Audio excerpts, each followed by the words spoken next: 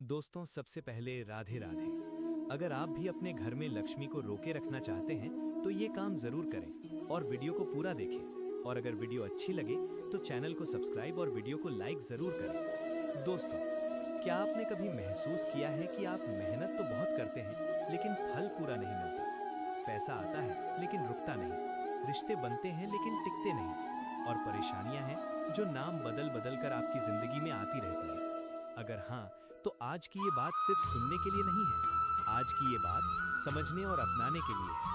क्योंकि आज हम बात करेंगे एक ऐसे छोटे से कर्म की जो दिखने में साधारण है लेकिन प्रभाव में जीवन की दिशा बदलने वाला है। बसंत पंचमी का आध्यात्मिक महत्व। बसंत पंचमी सिर्फ एक पर्व नहीं है दोस्तों, ये चेतना के जागरण का दिन है। ये वो समय होता है जब प्रकृति के साथ साथ मानव के भाग्य में भी नई हलचल शुरू होती है। शास्त्रों में कहा गया है कि इस दिन ज्ञान, करुणा और दया तीनों शक्तियां एक साथ सक्रिय होती हैं, और जब ये तीनों मिलती हैं तो साधारण कर्म भी असाधारण फल देने लगते हैं। कुत्ता केवल पशु नहीं, कर्म का दर्पण।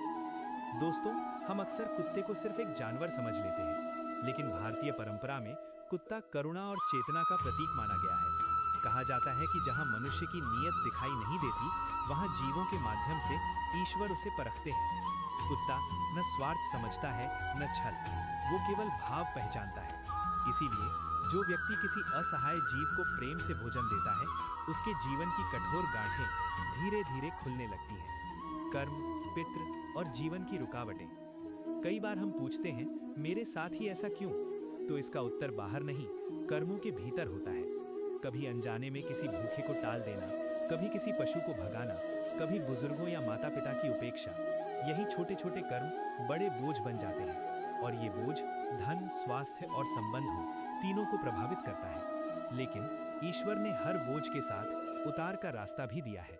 बस शर्त एक है, दया। पहला उपाय, जीवन की अटकी हुई ऊर्जा के लिए। अब ध्यान से सुनिए दोस्तों, ये कोई टोना नहीं है, ये भाव का अभ्यास है। बसंत पंचमी के दिन या किसी भी शुभ दिन आपको चाहिए एक साधारण गेहूं की रोटी, थोड़ा सा गुड़ और सरसों के तेल की केवल हल्की सी स्पर्श।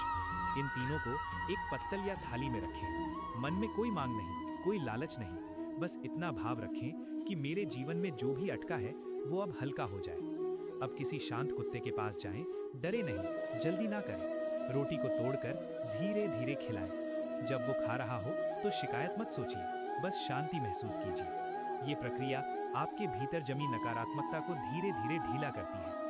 दूसरा उपाय, मन और शरीर की शांति के लिए। दोस्तों, हर बीमारी दवा से ठीक नहीं होती। कुछ बीमारियां मन की थकान से आती हैं, कुछ वर्षों के दबाव से और कुछ करुणा की कमी से। ऐसे में दूध और रोटी का छोटा सा प्रयोग बहुत प्रभावी माना गया है। दूध में थोड़ा सा केसर या मिश्री और रोटी मिलाकर कुत्ते को प्रेम से खिलाएं। ये उपाय डर, बेचैनी और मानसिक बोझ कम करने में सहायक होता है।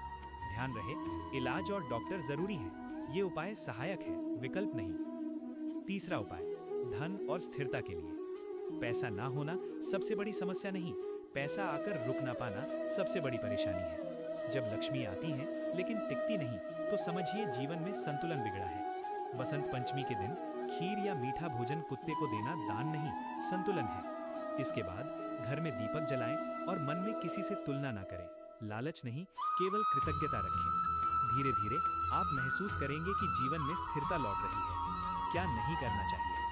आज के दिन किसी से झगड़ा नहीं, किसी जीव को डराना नहीं, किसी का अपमान नहीं, और दिखावे के लिए कुछ भी नहीं। क्योंकि जिस दिन आप दया चुनते हैं, उस दिन कर्म कई गुना लौटते हैं। अंतिम संदेश।